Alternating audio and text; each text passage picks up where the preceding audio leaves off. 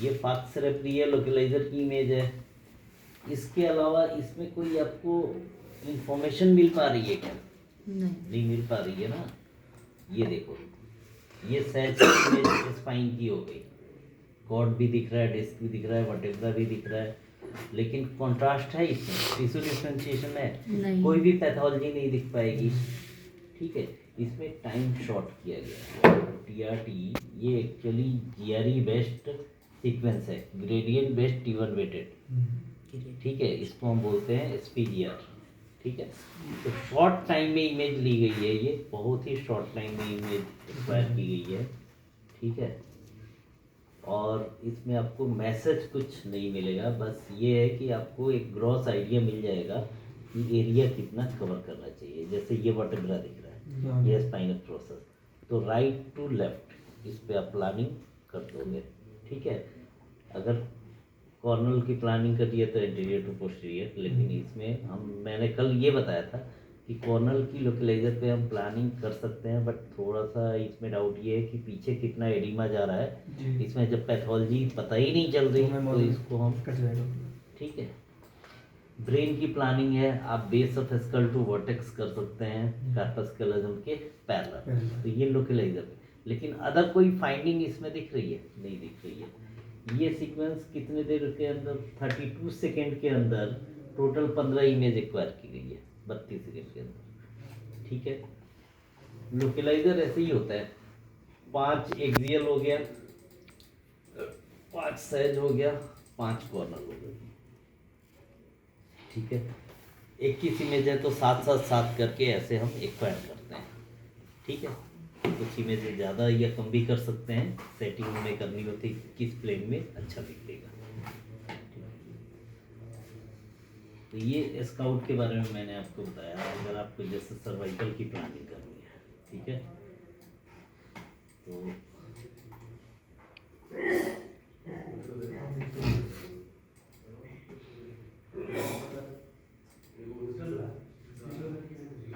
ये तो नेक का केस है ये। ठीक है, ये नेक है, नेक प्लेन है, सर्वाइकल।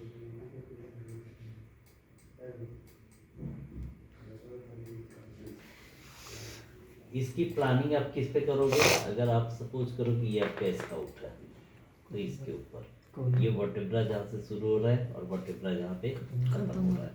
ठीक है, और ये बिल्कुल कॉर्ड के पैरेलल, कॉर्ड के पैरेलल। स्काउट में 1-2 इमेज ऐसी मिलेगी जिसमें कॉर्ड दिखाई देगा। ठीक है, तो राइट से लेफ्ट। ठीक है, राइट टू लेफ्ट।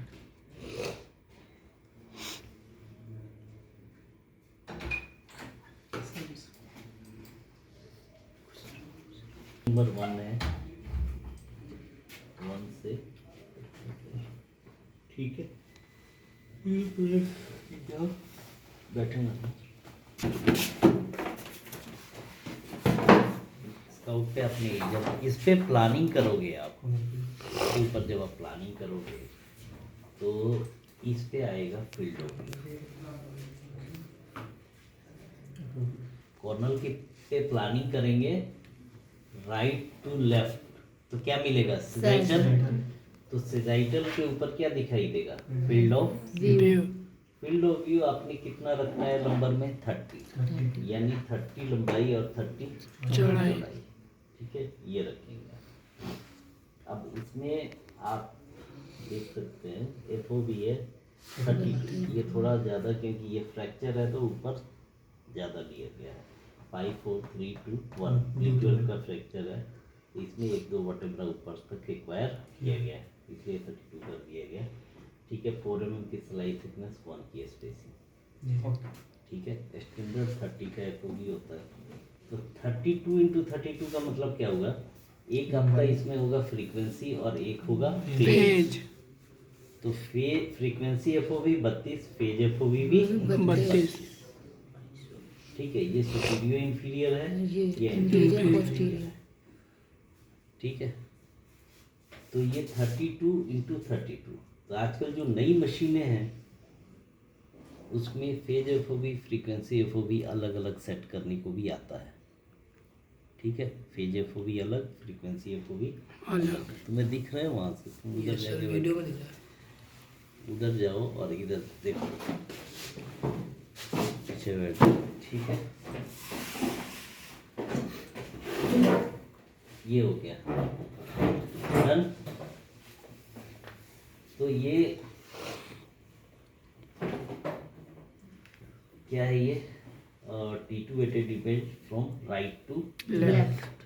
डन। चलो यहाँ से अब हम बात करते हैं कि एक बार जब आपने साइज T2 एक्वायर कर लिया तो सेम T2 weighted इमेज की क्या करेंगे आप, कॉपी कॉपी और पेस्ट करेंगे। कॉपी पेस्ट करेंगे। ठीक है,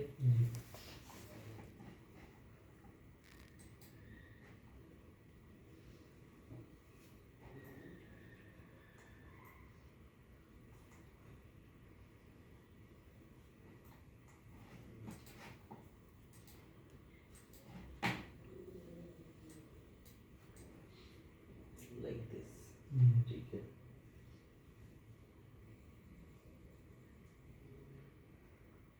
सेम प्लानिंग पे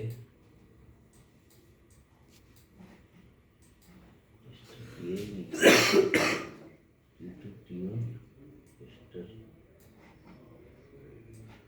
सेम प्लानिंग पे हमारी ये देख रहा, same FOV, same slide thickness, same spacing. तो T2 स्टर और T हुआ क्या, ये आपने T2 weighted इमेज लिया। अब यहाँ पे ध्यान से देखो, ये वर्टिब्रा रोमर सेम है, ये भी सेम है। इसमें थोड़ा सा हाइपर इंटेंसिटी यहाँ पे आ रही है, बट इतना बेटर डिफ्रेंशिएट नहीं हो रहा है। ठीक है, बट ये दिख गया कि हाँ यहाँ पे फ्रैक्चर है। ठीक है, ये टूटा हुआ है। अब आपने स्टर लिया, आप देखो अगर हम इसमें देख रहे थे तो ये आपको पता चल रहा था नहीं। ये इसमें क्यों नहीं पता चल रहा था, क्योंकि इसमें फैटी कंपोनेंट है। बोन के अंदर फैटी कंपोनेंट होता है और उस फैट की वजह से ये हाइपर इंटेंसिटी का पता नहीं चलता। सिर्फ बोन के अंदर ही फैट नहीं है, हर मसल के अंदर देखो, हर एक सेल्स के अंदर क्या होता है, फैट होता है। जो सेल मेम्ब्रेन है उस वो बना है फॉस्फोलिपिड से। फॉस्फोलिपिड, लिपिड का एक टाइप है phospholipid. Phospholipid is the precursor of cell membrane, precursor of cell membrane का फॉर्मेशन करता है। ठीक है, and choline is the precursor of phospholipid. तो जब हम स्पेक्ट्रोस्कोपी करते हैं तो कोलिन की पिक चेक करते हैं। ठीक है, तो फॉस्फोलिपिड यानी लिपिड हर एक सेल के सेल मेम्ब्रेन के अंदर होता है। तो जब आप एस्टर लेंगे तो हर एक सेल्स, मसल हो गया, बोन हो गया, फैट हो गया, जितने, जैसे इसमें मैं बात करूं, ये मसल है, दिख रहा है, ये मसल है ना ये। अब ये मसल के अंदर का जो फैटी कंपोनेंट है वो भी क्या होगा, ठीक है। तो हर एक सेल्स का फैटी कंपोनेंट खत्म हो गया। ये चीज यहाँ पे आपको समझ में नहीं आ रहा, ये अलग दिख रहा है। ठीक है, इसमें आपको समझ में नहीं आ रहा, ये बिल्कुल ये दिख रहा है कि फ्रैक्चर है, लेकिन एडिमा का डिफरेंशिएशन ये इन तीनों में कितना है, कुछ भी नहीं पता लग रहा है। लेकिन यहाँ पे देखो ये 100% आपका पता चल गया कि ये पूरा ये देखो, ये चीज इसमें पता ही नहीं चल रहा, इसमें और इसमें कितना डिफरेंस है। अब इसको देखने के बाद लग रहा है कि हल्का सा ये और ये अलग है, लेकिन वैसे आप देखो बिल्कुल पता भी नहीं चल रहा।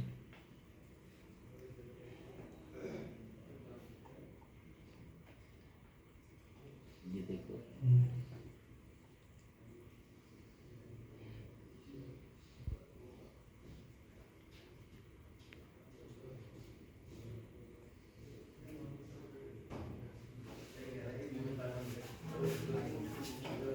ठीक है।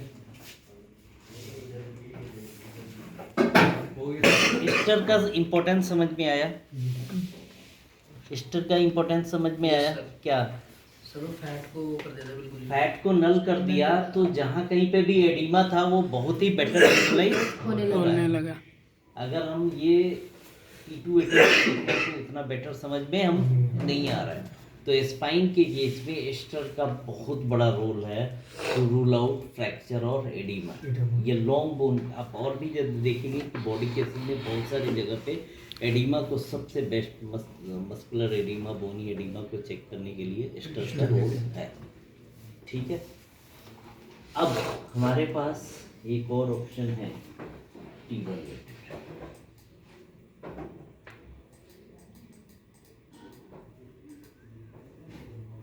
इन दोनों में हम डिफरेंशिएट जो भी एडिमा है वो T1 में कैसा दिखेगा?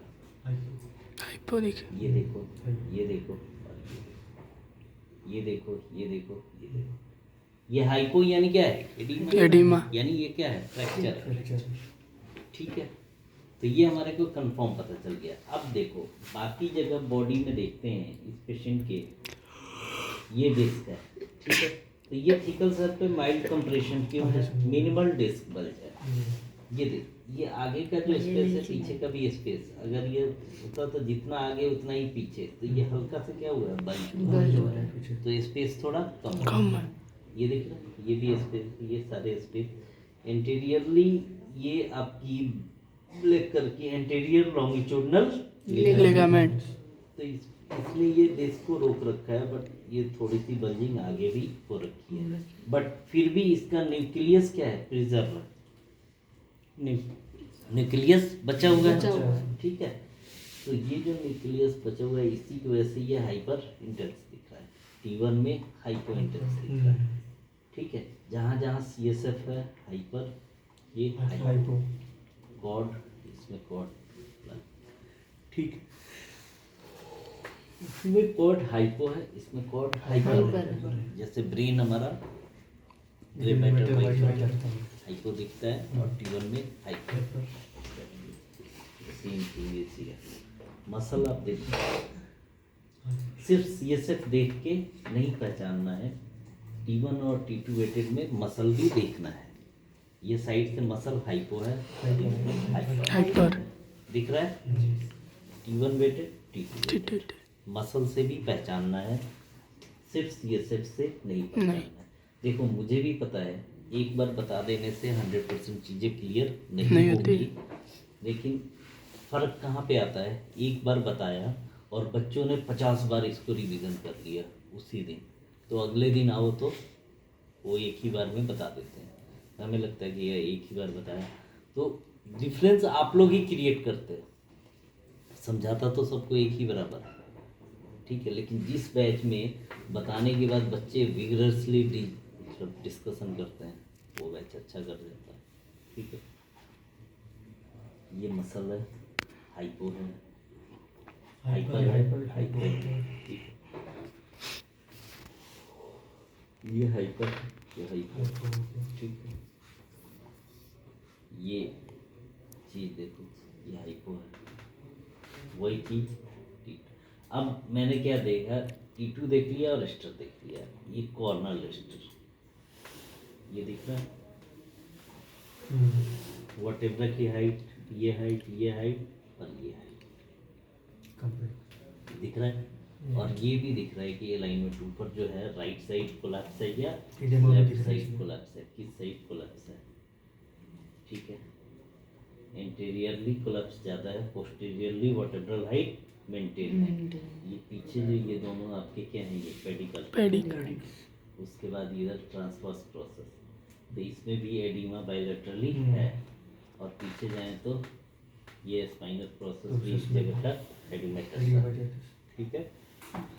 कॉर्ड की बात अगर मैं करूं ये कॉर्ड है तो ये कॉर्ड से ये नर्व ये कॉर्ड है बीच में ये नर्व निकल रहा है ये नर्व दिख रहा है ना तो दोनों तरफ से आपको नर्व निकलते हुए दिखता है। कॉर्ड भी इसमें अच्छा दिख जाता है। ठीक है। डन।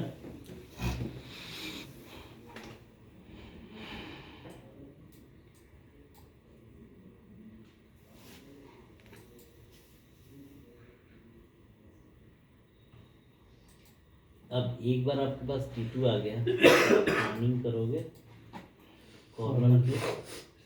इसमें आपने, आपको दिखाऊं मैं क्या हुआ, ये देख के सिर्फ यहीं तक किया गया। गलती क्या थी, अगर ये एस्टर देख के कॉर्नर की प्लानिंग की गई रहती तो अब देखो ये है एस्टर। अगर ये एस्टर देख के प्लानिंग की गई रहती तो वो पूरा नहीं कटता, तो इसीलिए कभी भी हम कॉर्नर की प्लानिंग लोकेलाइजर पे नहीं करते। ये देखिए। अच्छा, प्रॉब्लम ये देश की एक्सेल की भी प्लानिंग बहुत सारे लोग क्या करते हैं, T2 देख के ही कर देते हैं। जैसे इसकी देखो प्लानिंग क्या हुई होगी,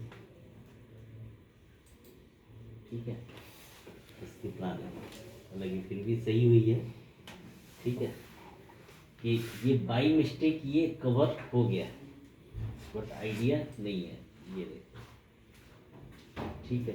तो ये इसमें किया क्या गया है, वर्टेब्रा के ऊपर 3-4 कट और जो टूटा हुआ है उसके नीचे कट, ये बंच पूरा चला दिया गया है, पूरा बंच कंटिन्यू। यहाँ पे कुछ ज़्यादा नहीं है, एक सिलाई डाल दी, यहाँ पे थोड़ा बहुत डिस्क बल गया, 3 सिलाई डाल दिया, डिस्क बल्ज की वजह से ये डिस्क बल्ज की वजह से। इसमें प्लानिंग में गड़बड़ी है, ये सैक्रम पूरा S1 पूरा कवर करना होता है। क्यों कवर करना होता है, D12 से लेके ऐसे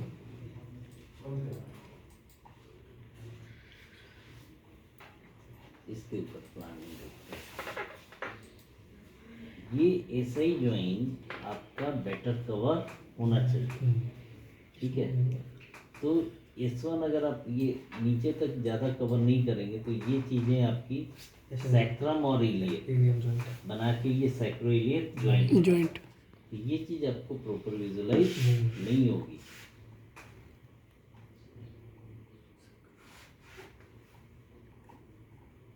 ठीक है, गॉट इट, कोई डाउट? तो अब मैं आपको दिखाता हूँ, ये है एस्टर, ठीक है, इसमें ये एक्सेल ड्यूटी की प्लानिंग है।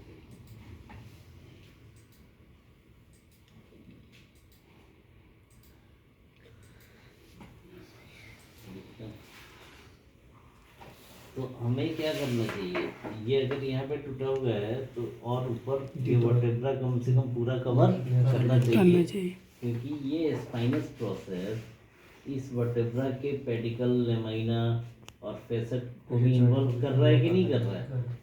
तो ये पूरा हमें कवर करना चाहिए था, लेकिन इसमें पूरा कवर नहीं हुआ, तो अलग से T2 एक्वायर किए गए, सिर्फ उसी एरिया में अलग से ये पूरा acquire। ठीक है, तो कभी भी आप एक्सियल की प्लानिंग करोगे तो T2-8 आ जाए, T2-8 पे प्लानिंग करो, लेकिन आपको क्रॉस चेक करना है स्टर पे। क्यों? बोनी चेंजेस देखने के लिए, मस्कुलर एडिमा देखने के लिए।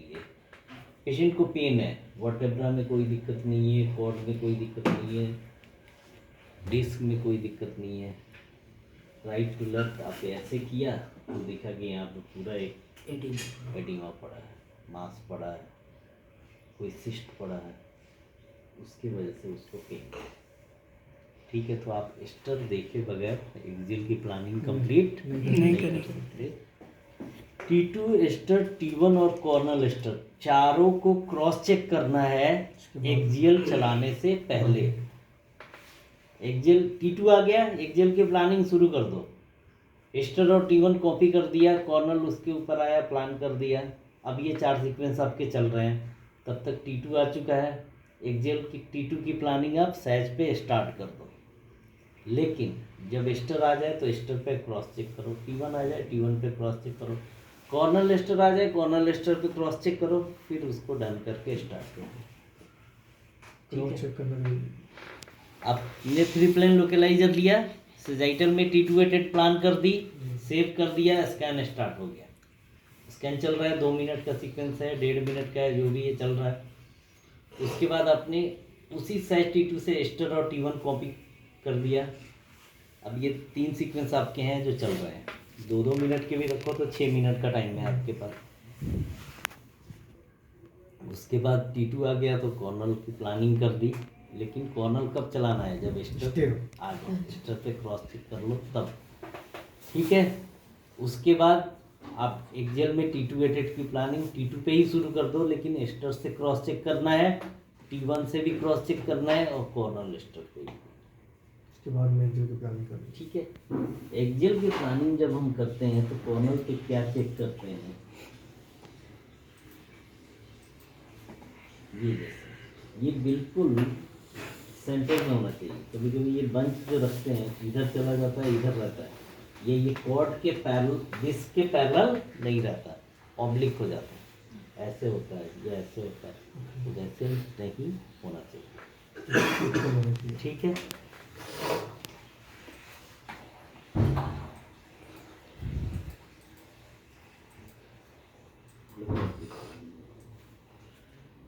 ठीक है।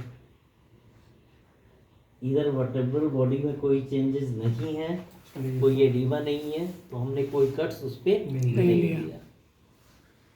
ठीक है। अगर कोई चेंजेस हैं तो उस पर हम कट्स लेंगे, पूरा कवर करेंगे, अगर ज़रूरत है तो पूरा यहाँ से लेके यहाँ तक लेंगे। ये जो मसल है, ये साइड में ये जो मसल दिख रही है ना आपकी, ये यहाँ से लेके यहाँ तक, यहाँ D12 से लेके ये सैक्रोइलियन वाले एरिया तक, इसको हम बोलते हैं श्वास मसल, श्वास मसल। ठीक है। श्वास मसल है ये, तो ये शुरू से यहाँ से स्टार्ट होता है और वहाँ तक जाता है। ठीक है।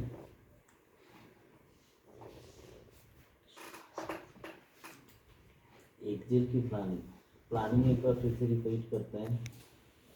कॉर्नल के ऊपर साइज की प्लानिंग,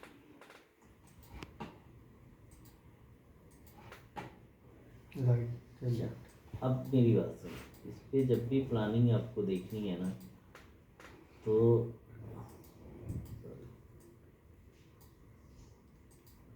इस पे जब भी आपको प्लानिंग देखनी है तो कॉर्नल के ऊपर देखने के साथ साथ लोकलाइजर में एक्जेल के ऊपर भी देखेंगे। एक्जेल में क्या देखना होता है, सिर्फ ये कि इमेज जैसे ये स्पाइनस प्रोसेस वर्टेब्रल बॉडी बिल्कुल ऐसे सीधे है या नहीं है। कभी कभी एंगल ऐसे आ गया कि हल्का ऐसे हो गया, तो इसके बिल्कुल सीधा सीधी रखनी है। ठीक है। कॉर्नल के ऊपर भी बिल्कुल सीधा, कॉर्ड के पैरेलल और इस पे भी सीधा। ये अगर पेशेंट ऐसे है तो हम क्या करेंगे, इसको भी वैसे ही करेंगे। जैसे हल्का टेढ़ा है तो हमने हल्का एंगुलेशन दे रखा है ना, दिख रहा है, इस साइड इतना दूर है और ये सही टचिंग है, तो पेशेंट ऐसे है, हमने क्या किया उसी के अकॉर्डिंग एंगल भी दे दिया, एंगल दिया हो। तो कॉर्नर और एक्जेल पे प्लानिंग कर दी, T2 एटेड आ गया, ये T2 एटेड आने के बाद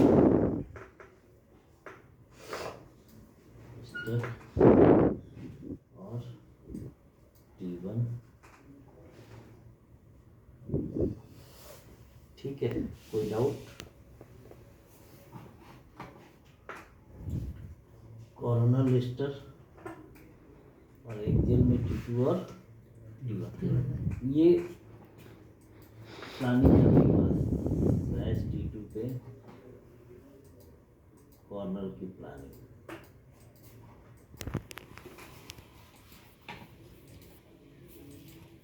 इस पे तो देखेंगे ही, इसके साथ आप देखोगे किस पे, एक्जेल पे। एक्जेल पे क्या देखोगे, इसकी प्लानिंग देखिए।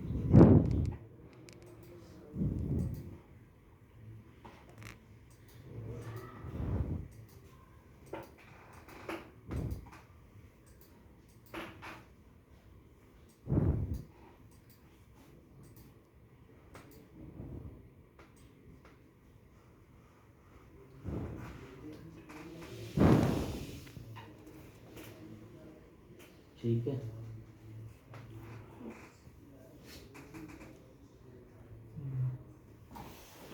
कोई डाउट नहीं? चलो, ये एक्जेल T2 और T1 की प्लानिंग हो गई, सैज T2 एस्टर T1 की प्लानिंग हो गई। ठीक है, कोई डाउट नहीं? चलो, एक बार आपके पास कॉर्नर आ गया, सैज आ गया, अब आपको प्लानिंग किसकी करनी है? एक्जेल की प्लानिंग आपके लिए ये फ्रैक्चर है। आइडियली जो वर्टेब्रा फ्रैक्चर है उससे एक वर्टेब्रा ऊपर और एक वर्टेब्रा नीचे कवर करना ही है। जैसे ये वर्टेब्रा, रीजन क्या है? ये इसके फेसर जॉइंट से जुड़ा है कि नहीं, और नीचे वाला इसके फेसर जॉइंट से, तो ये भी वर्टेब्रा कवर करना पड़ेगा, ये भी, क्योंकि ये टूटा है तो उसके फेसर जॉइंट में भी दिक्कत आई आ होगी। सकती है। तो एक वर्टेब्रा ऊपर और एक वर्टेब्रा नीचे, ये पूरा बंच चलाना है। ठीक है, ये पूरा बंच चलाना ही चलाना है। ठीक है, इसके ऊपर आपने प्लानिंग कर ली। यहाँ पे सिंगल है, डिस्क बल्ज नहीं है, एक यहाँ पे रख दिया, एक यहाँ पे रख दिया, यहाँ रख दिया, यहाँ रख दिया, ऐसे ये आपने प्लानिंग करके, ये आपकी स्लाइस है। ठीक है, तो अगर मेरे को इसकी प्लानिंग करनी है, हम क्या करेंगे? इसके डिस्क के पैरेलल ऐसे प्लान करेंगे। अगर मुझे इस पे प्लान करनी है तो यहाँ पे लिया और एंगल हमने क्या किया? चेंज कर दिया के डिस्क के पैरेलल। ठीक है, कोई डाउट? इसके लिए इसके भी डिस्क के पैरेलल।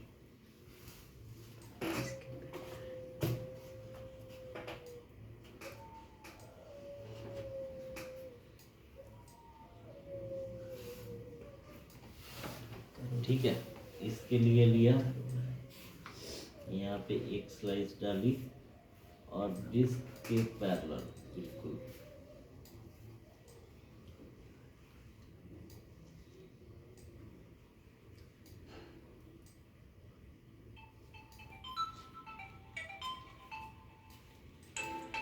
कितने एमएम की ये भी बताता है सर, लाइट कितने एमएम की है ये भी डिस्टेंस बताता है।